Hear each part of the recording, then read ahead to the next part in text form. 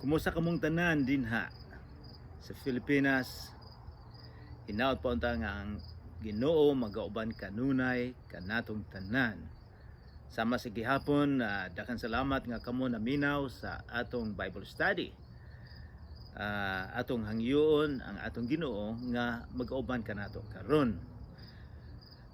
Nagapasalamat usab ako sa mga tawo nga mitabang aron nga kita maka Bible study. So sa dili pa kita magsugod, magaampo kita. Among Amahan nga langitnon, daghang salamat sa panahon nga kami makatuon gihapon sa imong pulong nga mao'y suga sa among kinabuhi. Hinaut pa unta nga among masabtan ug among magamit ang among tun-an karon aron nga kami makahatag og pahiyom ngana kanimo. Nagahangyo kami sa Holy Spirit, sa Espiritu Santo nga may magahatag og kalinaw sa among kasing-kasing. Sa ngalan ni Jesucristo nga among manluluwas. Amen. So karon muanha na kita sa atong pagtuon sa sinulat ni Lucas sa kapitulo 8. Ang Bible nagsugod ang New Testament, ang bagong katugon nagsugod og Matthew, Marcos, Lucas. So naa na kita sa ikatulo nga libro sa New Testament sa kapitulo 8. Atong basahon ang paragraph, ang title niini karon mao ang mga babae nga mikuyog kang Hesus. Wala madugay miadto si Hesus sa kalungsuran o sa kabalangayan sa mga baryo diin siya nagwali. Nagwali siya sa maayong balita maitungod sa paghari sa Dios. Paghari sa Dios og mikuyog kaniya ang 12 katinunan. So, si Jesus dili lang siya nag-ayo kundi nagwali siya, nagsermon maitungod sa maayong balita. Nganong maayong maning balita mga pangutana kita sa panahon ni Jesus? Sa panahon ni Jesus, ang relihiyon nila nga Hudiyo, daghan kaayong mga balaod nga ang mga tao galisod sa pagtuman niini. So dili maayo ang mga balita. So si Jesus pag-ani niya dinhi miingon siya adunay maayong balita. Adunay maayong balita tungod kay sa atong panahon karon gihatag ni Jesus ang iyang kinabuhi aron nga kita maluwas. Kay kung wala ihatag ni Jesus ang iyang kinabuhi, dili kita maluwas. Dili kita maluwas sa mga balaod sa mga Hudiyo, mga balaod ni Moses, kundi naluwas kita sa dugo nga gihatag ni Jesus. So maunay balita, maunay maayong balita, maunay gingon ni Jesus. So siya nagsabwag sa maayong balita, nagsermon siya, versikulo 12, og pipila sa mga babae nga naayo gikan sa daotang mga espiritu o sa mga balatian. Sila mao si Maria nga gihinganlan og Magdalena, taga lungsod sa Magdalena, nga gikan kaniya gipagula ang 7 kayawa. Kini si Maria Magdalena, usay makaluoy siya kay ang atong mga relihiyon nag-ingon nga siya pampam, apan dili siya pampam, kundi sa pagkamatay gani ni Jesus, dito siya sa lubnganan, dito siya sa diyang gilansang sa krus, dito sila mga babae. Ang mga lalaki hain nanago, nanalagan. So kini si Maria Magdalena, kinigi siya ang misunod sa atong Ginoong Jesucristo. Dili lang siya. Sa versikulo 13, si Juana ang asawa ni Cusa na opisyal ni Herodes. So ang asawa sa opisyal ni Herodes, si Herodes maong hari. Si Susana ug daghan pang mga babayi nga mitabang kang Hesus ug sa iyang mga tinunan pinaagi sa ilang katigayunan. So daghan di ang mitabang ni Jesus atong mahibaw-an dinhi sa iyang ministeryo, sa iyang pagsermon.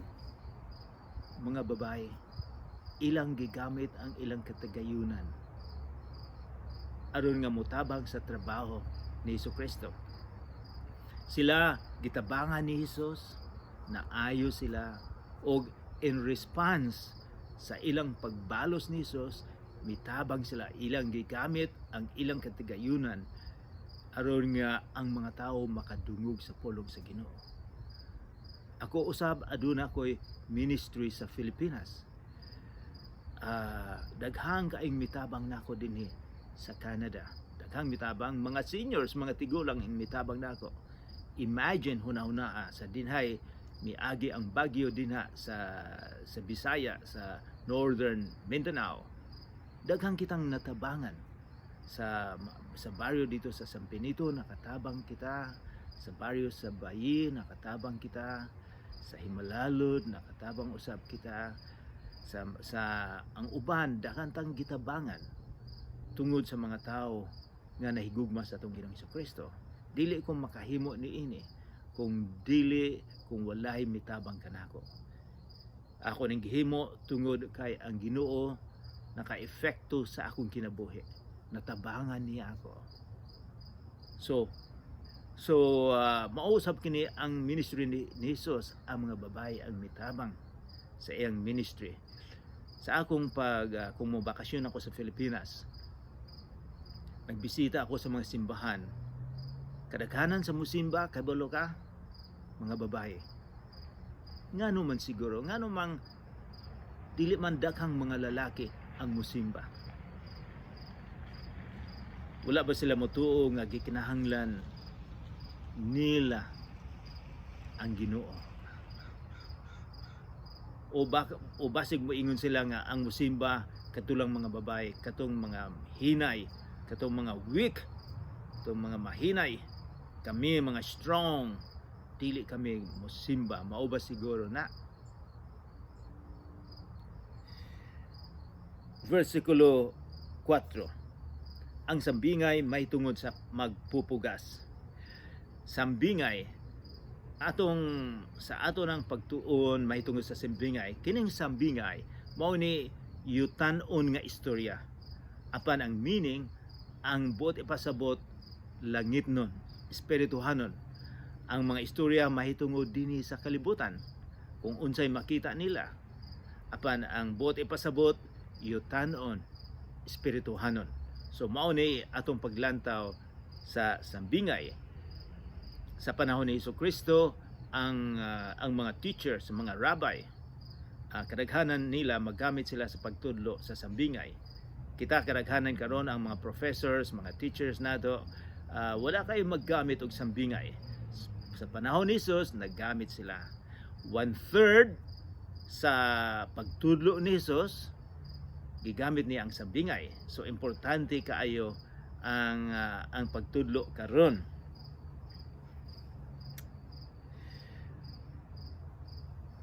Versikulo 4, daghang mga tawo nga gikan sa kalungsuran ang nangadto kang Hesus, ug sa nagkapundok na sila, iyang gisugilon kining sambingaya. So gusto kong kamo mag-imagine nga si Jesus, nga daghang kay mga tao, wala ko kabalog pila ka libo ang naminaw ni Jesus. So pagkahuman nagtudlo siya. So mauni ang iyang gitudlo, naggamit siya og sambingay. So atong paminawon. Mingon si Jesus sa versikulo 5. May usa ka tawo nga miadto sa uma, usa kini siya ka magbabaol, aron pagpugas og mga binhi. So nagpugas siya og mga binhi. Samtang nagsabot siya, pipila sa mga binhi nahulog diha sa agianan. Gitunuban kini sa mga tawo o gituka sa mga langgam. So atong mahibaw-an nga ang ilang pagpugas lain sa atoa karon. Dinhi sa amoa sa Canada, kung June, kung Hunyo, daghang kayo kung makita nga mga traktura nga nga nag-cultivate mga traktura nga dagko kaayo sa ato pod sa Pilipinas nagamit ang kalabaw. Usa kita magpugas naay kalabaw atong gamiton og atong ayuhon ang yuta aron nga makatanom, aron nga makapugas. Sa ilang panahon lain, ila sang isabwag, ila sang itanom ang mga binhi, usa nila ugmaron, usa nila gamiton ang ilang mga baka aron nga ma-cultivate ang ilang yuta. So lain, so mao ni giingon nga ang ubang mga binhi bisan asa lang moabot, bisan asa sa kabatuan, sa katunukan, sa dalan nga gahi kaayo, o ang uban usab sa maayong yuta. So versikulo 5, may usa ka tawo nga miadto sa uma aron pagpugas og mga binhi. So kahibalo na tani ini, samtang nagsabot siya, pipila sa mga binhi nahulog diha sa agianan. Unsa may tabo? Gitunob-tunuban kini sa mga tawo o gituka sa mga langgam. Versikulo 6, ang uban nahulog sa yutang batuon ug sa pagturok ni ini nalaya kay walay tubig ang yuta. Pipila nakatuig karon miadto nagbakasyon kami dito sa Israel, nakita namo nga ang ubang parte sa Israel kabatuan. So mao ni nakita ni Jesus sa ang istorya nga tinuod gining nahitabo nga dakang mga bato didto.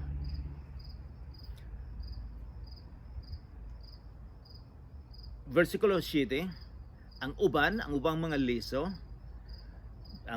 liso o binhi nahulog dapit sa mga tunokong sagbot. Ang mga tunokong sagbot mitubo uban sa binhi ug mituok ni ini.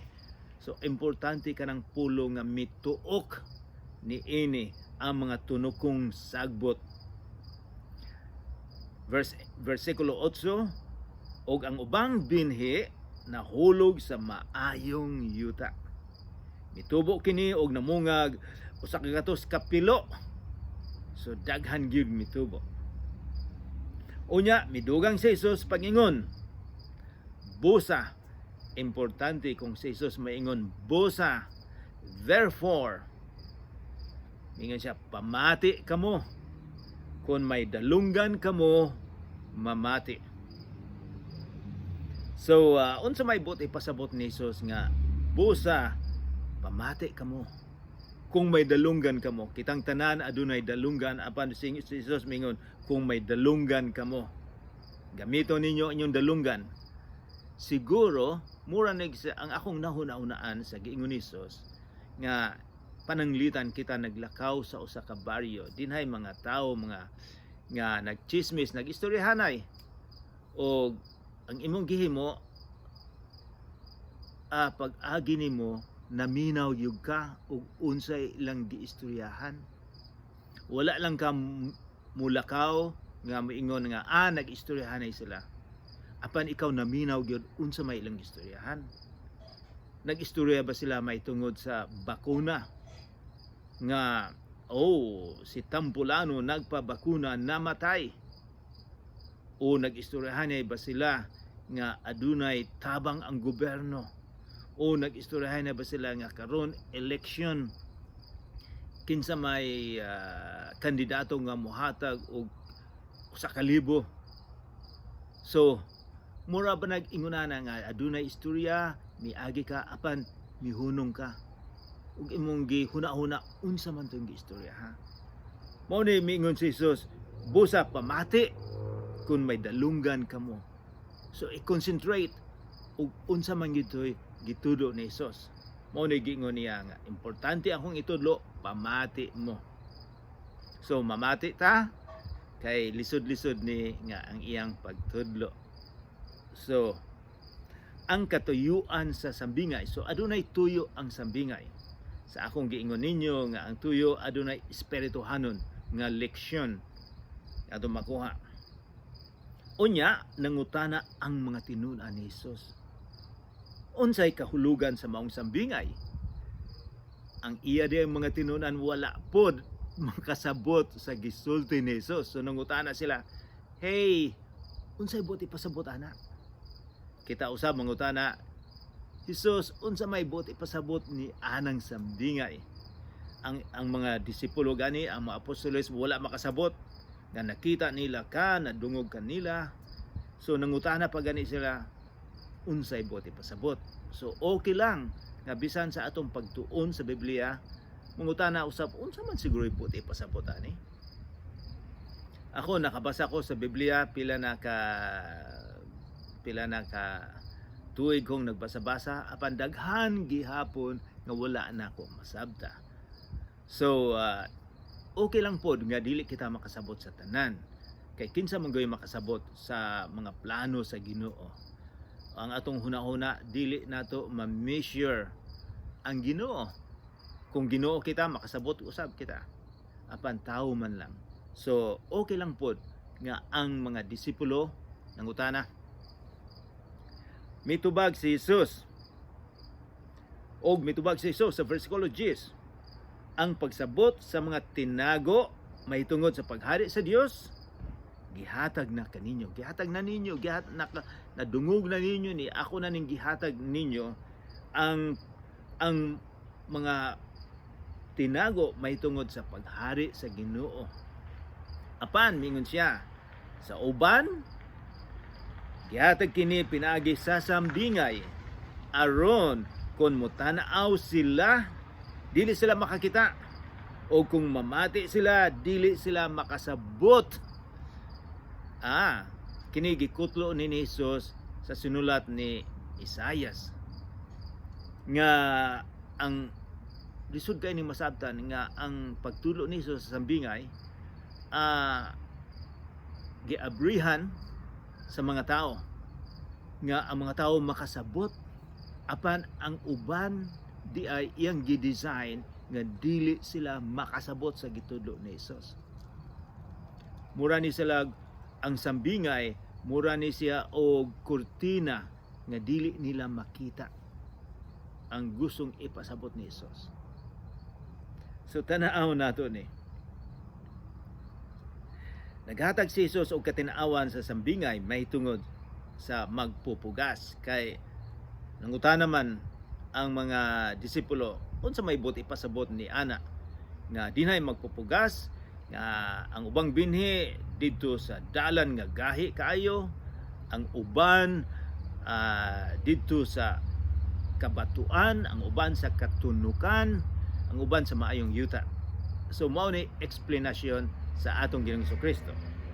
Versikulo 11 mingon siya, mao kini ang kahulugan sa sambingay. Ang binhi mao ang pulong sa Dios. So mao ni interpretasyon nato. Mao ni konteksto. Ang binhi mao ni pulong sa Ginoo. Asa man nato makita karon ang pulong sa Ginoo? Mao nay 60 million questions. Asa man? Walay lain kundili sa Biblia lamang. Makita nato madungog ang pulong sa Ginoo. Versikulo 12, ang binhi ang mga binhi nga nahulog sa agianan mao katong mga tawo nga nakadungog sa pulong sa Dios. Wow, nakadungog sila. Apan mitungha ang yawa ug misakmit niini gikan sa ilang kasing-kasing aron dili sila motuog maluwas. Mao di ini nahitabo sa mga tawo nga namati sila.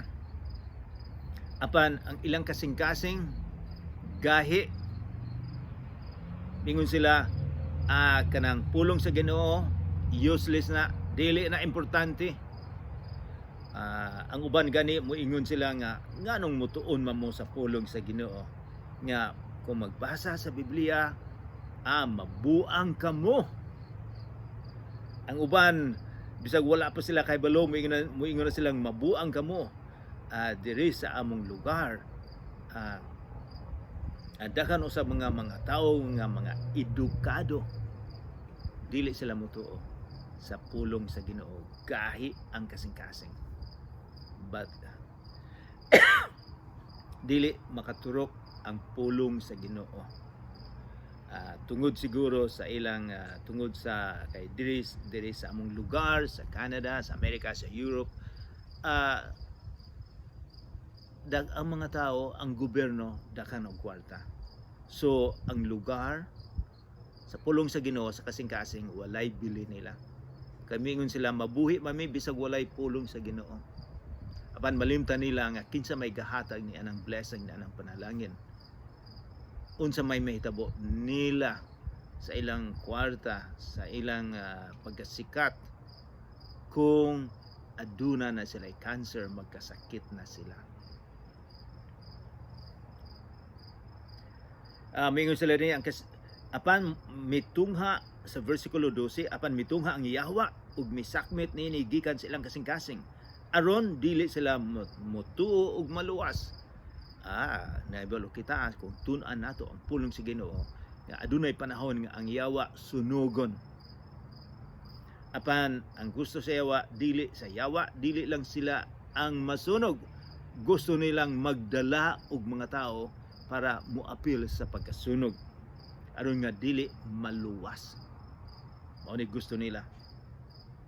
Versikulo 13, ang mga binhi nga nahulog sa yutang batuon mao katong nakadungog sa mensahe, good, maayo nakadungog, ug malipayon gyud midawat niini. So makaingon ta, wow, maayo nakadungog, malipayon sila. Apan adunay pulong, apan wala kini makagamot. Mituo lamang sila sa makadiyot ug unya namiya sa panahon sa pagsulay. Kini mga tawhan nga nakadungog, nakabasa sa Biblia. Nakabasa sa Biblia, moingon, maayo di ini. Apan wala makaturok. Makaingon silang, mutuo ko. Mahimo akong Kristohanon. Aron nga aduna ako'y iampo, aduna ako'y gusto, vested interest, nga kung magampo ko o posibleng madato ko, musunod. Apan ang ilang gusto wala man masunod. Ang gusto nila nga ang Ginoo musunod nila, nga kung unsay gusto sa ilang kinabuhi nga wala nila makuha, buingon na sila, dili na ko musunod. Ingon sila, mituo lamang sila makadiyot ug unya namiya sa panahon sa pagsulay ang kinabuhi. Ako 73 na siguro ang akong edad, daghang pagsulay sa kinabuhi. So kining mga tawhan nga ang pulong wala makaturok sa ilang kaugalingon, sa ilang kasing-kasing, dali lang silang matumba, dali lang silang mahaylo sa pagsulay na. Versikulo 14, ingon si Jesus, ang mga binhi nga nahulog dapit sa mga tunokong sagbot, mao katong namati sa pulong sa Dios, okay din, namati. Apan ang mga kabalaka o mga bahandi, ingon man ang mga kahilayan, ni ining kinabuhia mituok kanila o tungod niini ang ilang mga bunga piyasot. So, unsa may problema? Ang mga kabalaka dinhi sa kalibutan, ang mga bahandi, daghang mga sikat pananglitan sa Elvis Presley sa among pag-adto dito sa iyang balay, daghang mga turista, daghang siyang eroplano, daghang maayong kotse, gwapong balay. Apan tungod sa iyang bahandi, tungod sa iyang bahandi, daghan siyang mga amigo nga nag-influensya niya, nga naghatag og drugs. Namatay lang dayon siya. Kay ang mga butang dinhi sa kalibutan makapalipay. Ang drugs makapalipay, ang daghang kayong alcohol makapalipay, ang daghang kayong sugal makapalipay, ug unsa pa nang uban dinhi sa kalibutan nga temporaryo lang makapalipay na, tinuod na makapalipay. Apan temporaryo lang. Kanang kalipaya madala ba nimo na sa langit? Kanang imong gihimo karon makahatag bag pahiyom sa atong Ginoo. Unsay nahitabo? Og tungod niini ang ilang bunga piyasot.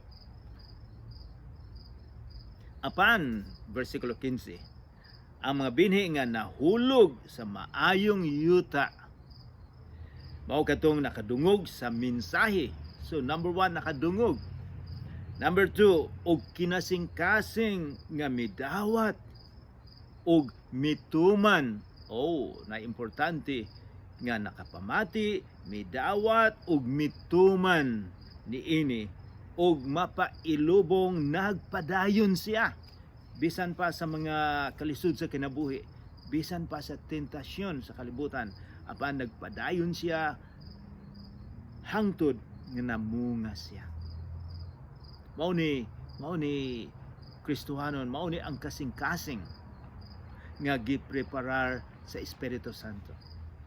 Mao ni kasing-kasing nga gihigugma ang pulong sa Ginoo.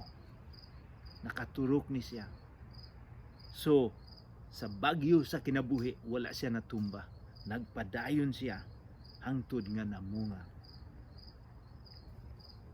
Unsa may atong buhaton niini sa atong pagkadungog sa giistorya ni Hesus. Unsa man ikaw ug ako sa upat ka klase sa kasing-kasing, hain man kita karon. Ato bang gahi bang atong kasing-kasing? O sa pagkadungog nato sa pulong sa Ginoo, miingon kang dili na importante. O miingon kang excited, wow, maayo ang pulong sa Ginoo. Apan pagkahuman sa tentasyon, nawala gihapon. O sa mga katunukan, mga ikatulos nga katunukan nga mitubo nga ang atong sa wala pa kita nahimong Kristohanon, ang atong mga dili maayong plano sa kinabuhi, ang atong mga gihimo nga dili maayo mitubo usab, maoy nagtuok sa atong kinabuhi. Naabate din ha, o ang atong kasing-kasing gipreparar ba sa Espiritu Santo? Nga gimahal ba nato ang pulong sa Ginoo? Mag-ampo kita. Amahan namong langit nun, daghan salamat sa imong pulong karon. Nagaampo kami nga imong iwagan ang among kasing-kasing, aron among makita kung hain kami. Ginoo, hinaut pa untang Espiritu Santo maoy mga convict namo sa among kasing-kasing, nga maoy tudon unta nimo kami aron nga kami mahigugma sa imong pulong.